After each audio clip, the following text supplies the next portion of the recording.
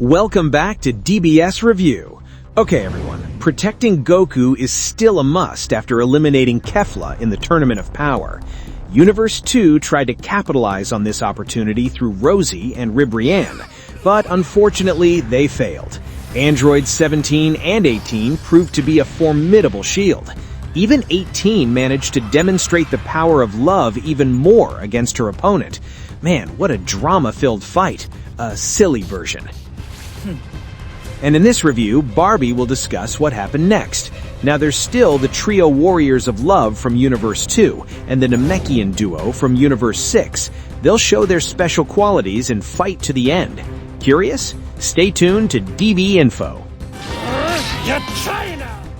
Okay, now let's take a look at the remaining fighters from Universe 2 after Ribrianne and Rozie were eliminated. Things aren't looking great, with only Sirloin, Rabanra, and Zarbuto remaining. They're not quite at the top, guys. But to anticipate defeat, Ribrianne, who has returned to her Brianne form, finally does something. She broadcasts live to everyone throughout Universe 2, informing them of the current situation, which requires them to remain imbued with the spirit of love. What a universe that truly glorifies love, huh? They even seem very united with each other. Even though I've been eliminated from the fight, fear not. But okay. So, thanks to Brianne's broadcast, the trio who call themselves the Warriors of Love finally gets an upgrade. Of course, it's still about the power that comes from love, guys. They all get it, and then transform. Man, why does their transformation still have to be the same as the previous trio? Instead of looking like threatening fighters, they just look even more ridiculous. Cross-dressers? Transvestites? Whatever. Transformation complete! Meanwhile, in Universe 6, things aren't much better. Vados even openly hinted at her impending separation from Champa. What an honest and annoying angel. Well, what can we do? Look, the only fighters left are Saunel and Polina. The fate of this universe must be borne by the two of them, and that's a very heavy burden. But still, anyone who feels cornered will definitely do something. Now, the only hope left for Universe 6 is fusion in the form of assimilation. This has been happening since Dragon Ball Z, especially with Piccolo. Typically, the fusion doesn't change their personalities. Whoever joins and supports the stronger party, therefore Piccolo will always be Piccolo. And what Saunel and Polina did was exactly the same. In fact, they didn't assimilate just one or two Namekians, but their entire tribe of fighters on one planet. This is truly madness.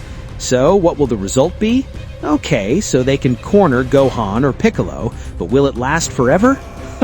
Hilarious. So we don't need to worry about using lethal force and getting disqualified. Then, once again, we're reminded that this second universe considers Universe 7 a villain's nest. Yes, they're still very upset about the previous events. Android 17 arrogantly fought and then eliminated Kakunsa. Don't forget he also coolly devised a plan and then eliminated Rozie, plus his cool demeanor as an android. Indeed fitting for a badass. I dared fight back, so now I'm a villain? Besides Android 17, there's Android 18, who's no less cool. Despite being a woman and looking beautiful, don't forget that she once also treated the Z-Fighters like tofu. Man, Krillin really shouldn't cheat. And most importantly, Android 18 also humiliated Ribrianne with her simple love. It is I, number 18, the wicked co-vanquisher. So, what about Goku? Man, he's the true pinnacle villain. All universes still consider Goku the source of the trouble that led to the Tournament of Power. Forget his friendly demeanor or his idiotic behavior. This is Goku, truly worthy of anyone's target. And I'm Goku! Okay, so with all that in mind, no one would be sad if Universe 7 were to disappear. The Grand Minister finally commended them. Imagine, they've survived and are now the universe with the most uneliminated fighters, even though the onslaught has already begun and they've been swarmed by various enemy forces. What a great determination. Indeed. Then, speaking of determination, this is clearly the case with Gohan and Piccolo. Initially, the presence of the Namekians with their mass assimilation finally made Piccolo tremble. He felt like he was starting to lose and was beyond help. But don't worry, sometimes he's not always the master. This is where Gohan stepped in to motivate him. Yay! Don't forget, there's still me, the ultimate. That's about it. Then that's what happened. Piccolo got up. He even felt a little embarrassed by Gohan, because he was usually the one providing the motivation.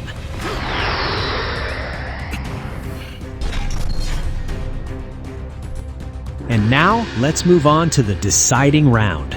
On the other side of Universe 2, the Warriors of Love have decided to unleash their full power. Love. But when it appears, the color isn't as bright as their hearts, guys. It's pitch black, as if they're eternally single. Okay, forget about their love lives, and let's see the impact. What they unleashed is called a pretty black hole. What? No love at all? Evidently, the Warriors of Love's pretty black hole has now successfully suppressed Goku and the androids. Congratulations! Like most black holes, the finisher exerts immense gravitational pressure. The fighters from Universe 7 can only complain. On the other side, Gohan now has to fight two Namekians at once. Piccolo can't immediately help, as the special beam cannon's weakness is timing. He unleashed a premature one earlier, and it clearly failed. Okay, it looks like everyone has their own plans. I was careless, Piccolo. Goku, Android 17, and 18 are now under pressure from Pretty Black Hole. Hey guys, it would be hilarious if the three of them lost to those cross-dressers. Okay, now let's not underestimate the Saiyans, especially since he's the MC. Despite his exhaustion, Goku is still able to unleash Super Saiyan Blue energy. That's where Pretty Black Hole becomes useless. Then, on the other side, Gohan does the same thing as Goku.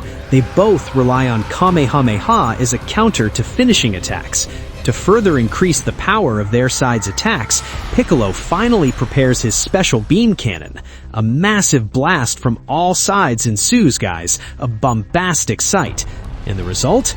Ah, yes. Universe 2 and Universe 6, you must say goodbye.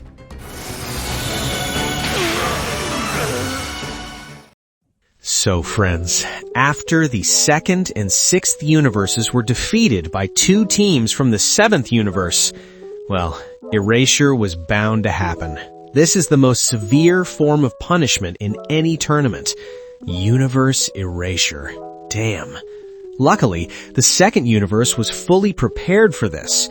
Yes, it's not easy to leave everything behind, but they still look cheerful about it.